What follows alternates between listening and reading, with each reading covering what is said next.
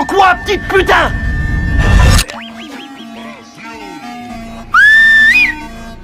Tu sais que t'es un santo-mort. César a tourné le dos et s'est enfui. Leurs rôles ont complètement changé. Le chasseur est devenu la proie. César cherchait désespérément une issue. Mais les hommes du prophète avaient déjà bloqué toutes les sorties. Pris par l'urgence, César a escaladé un mur et s'est échappé du piège. Il est retourné en vitesse dans son quartier. César a retrouvé son frère Spooky pour l'aider. Après avoir écouté toute l'histoire, Spooky a refusé de l'aider. Il a dit que tout était de la faute de César et qu'il avait fait honte à tout le monde dans le gang Santos.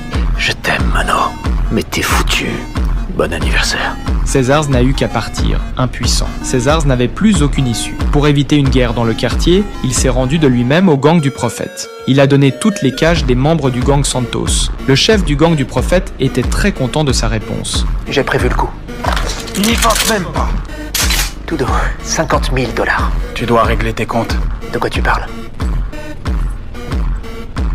César a été enfermé dans une pièce noire. La peur le serrait de tous les côtés. Il ne savait pas ce qui l'attendait. Juste au moment où l'obscurité allait l'engloutir, une lumière est tombée sur lui. Son frère Spooky est arrivé. Spooky est venu avec beaucoup d'argent pour racheter son petit frère. Yo, tu sais, Sinistre, pendant que tu payais pour sauver ton frère, lui, il t'a balancé. Maintenant, on a ton pognon, son pognon, on est au courant pour la planque sur Hardy, et on a le nom de ton contact.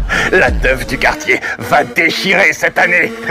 Le rire du chef du gang était strident. Spooky a frappé César d'un coup de poing bien fort. Le gémissement de douleur de César a interrompu le rire. Spooky a dit au chef que tout était fini. Le gang était content de l'argent. Ils ont laissé Spooky emmener César. Tout le monde se moquait des deux frères. Ils ont quitté le territoire du gang du prophète en voiture. Les membres du gang entourèrent la voiture. L'ambiance était tendue, prête à exploser. Tout le monde avait envie d'en découdre. Mais dès qu'ils ont été hors du territoire, les deux frères ont éclaté de rire. En fait, tout cela était un plan minutieusement organisé par les deux frères. Et le gang du prophète allait bientôt être anéanti.